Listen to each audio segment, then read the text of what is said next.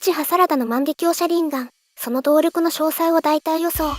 万華鏡車輪眼、三大動力の一つである車輪眼をその目に宿したものの中でも、さらに一握りのものにのみ現れる上位種の動力である。その開眼条件は、親しい誰かと死に別れるほどの精神的ストレスを受け、深い負の感情を抱くこと。しかし、内葉サラダはかなり特殊な影響下で開眼することとなった。この動画では、サラダに宿った万華鏡車輪眼の能力の内容について予想してみる。万華鏡車輪眼の開眼者には、3つの動術が宿る。両目それぞれに開眼者固有の能力が発現した後、第3の動術、スサノオが宿る。その中で、読者が最も注目していると考えられる2つの固有能力について予想する。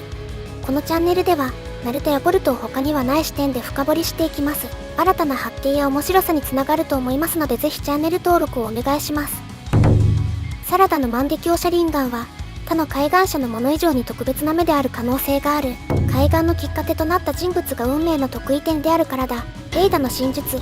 全能でボルトとカワキの立場が逆転し、ボルトが里の反逆者として追われる身になってしまったことが、サラダの強いストレスになった。ボルトがボルトとして認識されなくなったという事実は、ある意味で死別以上に辛い。全能の影響を受けなかったサラダにとって、深い負の感情を抱くに十分な負荷となっただろう。そして、ボルトとエイダは後に、運命の得意点と呼ばれるようになる。過信孤児をはじめとする、未来の情報を知りすぎてしまった存在である。サラダが万華鏡車輪眼を開眼する当時から、ボルトとエイダは未来の情報を受け取っている可能性がある。運命の得意点が介入すると、介入されたものの未来が不安定になる。そう考えると、サラダの未来も少なからず不安定な状態になっていると言える。サラダの人生にはそう長くない可能性があれば、他でになる、という夢を叶える可能性もあるかもしれない。つまり、運命の得意点は関わったもののリスクを高める一方で、可能性を広げるという意味での進化を促す可能性があるのではないかと考えている。この仮説からサラダの2つの固有能力を予想してみる。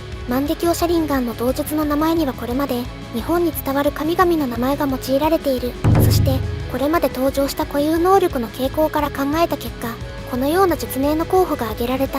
2つには絞れなかったが、それぞれ強い根拠があるものばかりである。一つずつ解説する。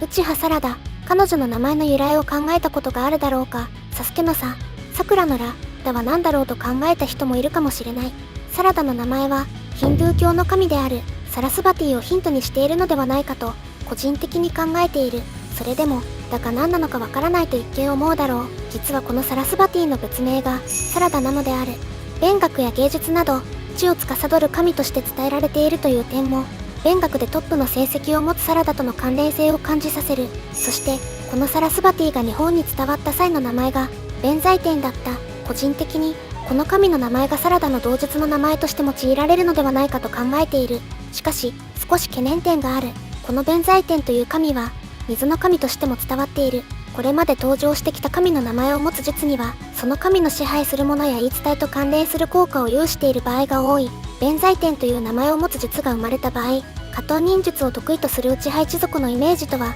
相反する能力になってしまう可能性がある。それでも内葉サラダは新世代の忍びである。サラダが負の側面を持つ内葉一族のイメージを払拭するという意味ではありなのかもしれない。弁財天が知恵の神であるという観点から考えると、真実を見極める、物事の本質に気づくといった効果も考えられる。また大筒木一式とカワキの真術に大黒天という名を持つ術がある。大黒天と同じく七福神の弁財天という名前がサラダの目に宿ったならば、その動術は真術並みの性能をしていてもおかしくはない。先ほど述べた通り、サラダは運命の得意点の恩恵を受けて進化している可能性がある。そもそも万華鏡車輪眼の能力の行き着く先は真術なのではないかとすら個人的に考えている。ちなみに弁財天は日本神話に登場する一木島姫と同一視されるため、一木島姫の名前が用いられる可能性も考慮したが、アニメボルトに一木島姫という名の蛇が登場していることから、可能性は比較的薄いと判断した。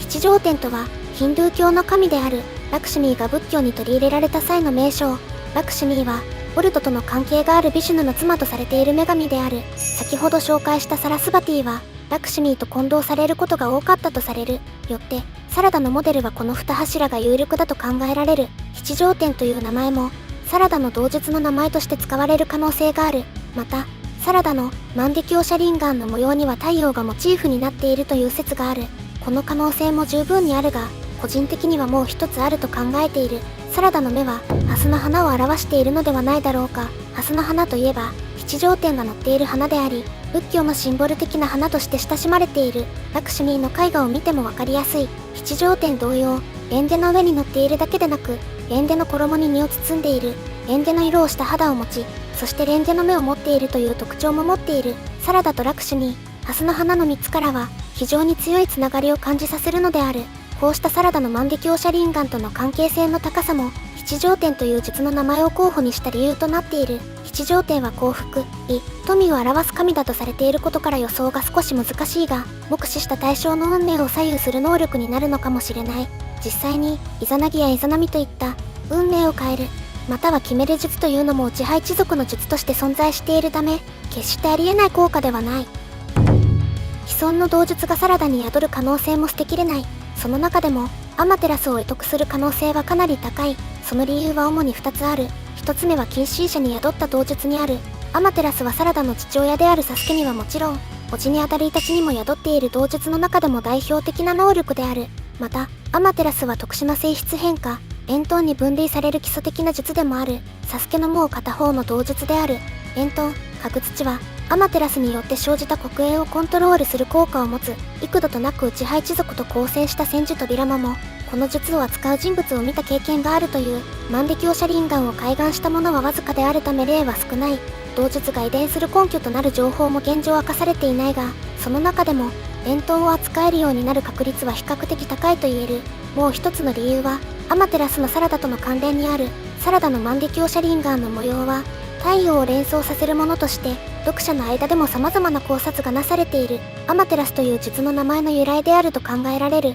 アマテラス大神は太陽の女神として伝えられているため、サラダの目とのつながりが見えてくる。その決定的な根拠が三種の神器の一つである八田の鏡にある。アマテラス大神の身体とされている八田の鏡にはこの画像のような模様がある。見ての通りサラダの万華鏡車輪眼の模様にかなり近いことがわかる。ちなみに八田の鏡といえばイタチのスサノオを想起させる。サラダのスサノオにも注目したい。イタチの霊気が受け継がれている可能性が考えられる。アマテラス大神は日本神話の中でも最高神に位置づけられることがある。この女神の名前を持つ道術アマテラスは太陽の目を持つサラダが使用することでその進化を見せるのかもしれない。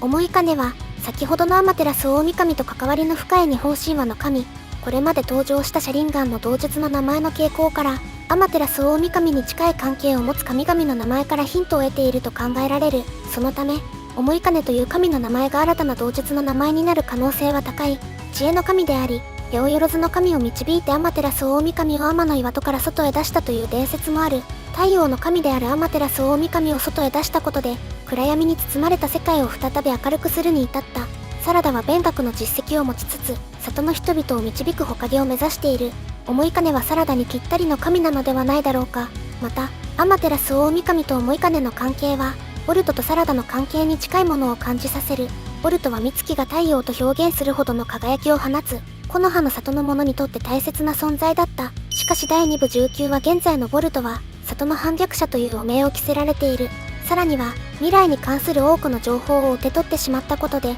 運命の得意点となり里の者とは距離を置いた立場にいる。太陽が隠れてしまっているこの状況はアマテラス大神の岩戸隠れに近い。この状況の中でもサラダはボルトを心配し彼の力になろうと考えている。そんなサラダの様子は思い金と重なる部分がある。この神の名前を持つ道術がサラダに宿った場合アマテラスなど円遁との相乗効果を生む能力になるかもしれない。思い金は健康を支配する神としても知られておりサラダの万華鏡車輪眼の模様との関連性も出てくる。健康を操る能力であればアマテラスとの相性がいい。サスケの特別な術であるキリンを再現できるなど思い金はロマンあふれる効果になるだろう。サスケとサクラを親に持つサラダにとってこの神はうってつけと言える。この花咲く矢姫は日本神話に登場する女神木の葉の里の穂陰になることを夢として掲げているサラダに似合いそうなネーミングをしている。火の中で出産したという伝説から強い女性としての側面を持つ安産の神として知られている。また火の神としても伝えられており火闘を得意とする内派一族との関連性がある。さらに名前にあるこの花は桜の花の意味を持つ。つまりこの花咲くやひねはサスケの要素のみならず、桜の要素も持ち合わせているということになる。そんな2人の間で生まれたサラダの同日の名前になったら、かなり設定として綺麗なのではないだろうか。仮にこの神の名前がサラダの固有能力の名前になった場合、その効果は回復系の炎闘になるかもしれない。対象を癒すまで消えない白煙が、瀕死の人を再生させる、みたいなことが起こる気がしている。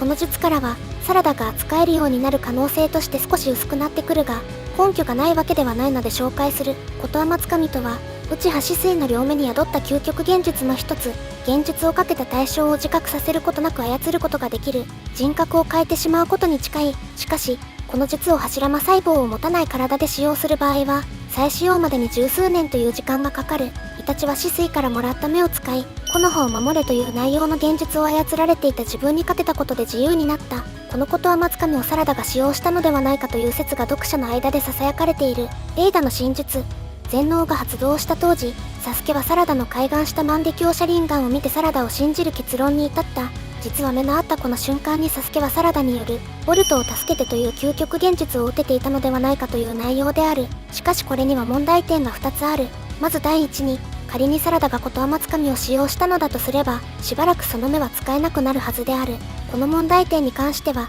運命の得意点からの恩恵を受けて、インターバルがスキップされる進化が起きたのかもしれないという解釈も一応できる。2つ目の問題点は、サスケの凄さが薄まってしまうことにある。全能による強烈な違和感を頭に残しながらも、娘と自分の信念を貫き通したことが、サスケが高評価を受けている理由である。しかし、ここにサラダが、こと天津神でサスケをコントロールしたという新事実が入ってきてしまうと、途端にサスケのかっこよさがなくなってしまう。そう考えると、サラダがこと天津神をその目に宿した可能性は低いのではないだろうか。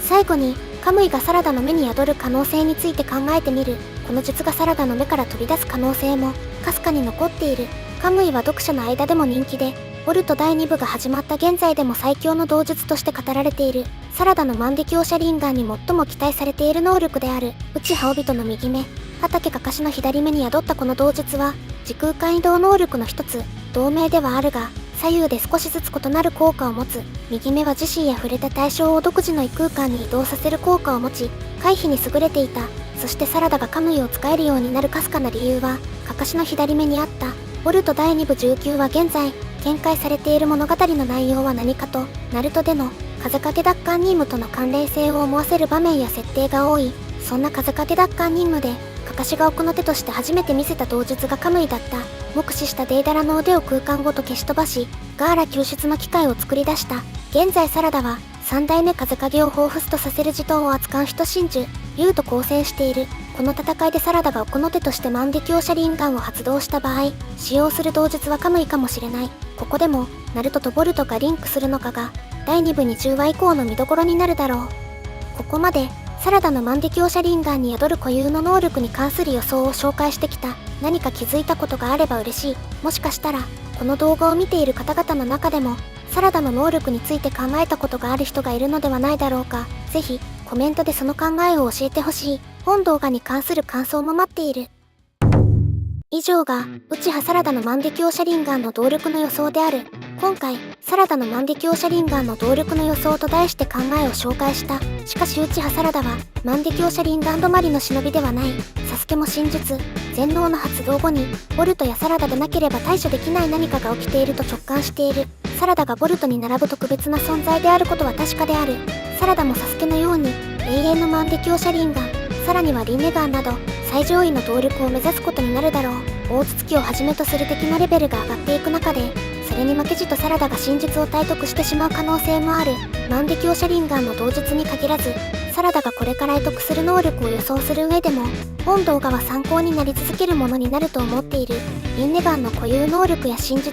これらの効果やネーミングにも、今回紹介した万華鏡車輪眼の同術の法則と似たパターンが多い。物語の中でサラダが新能力を得るような布石があれば、この動画を見返すと面白いかもしれない。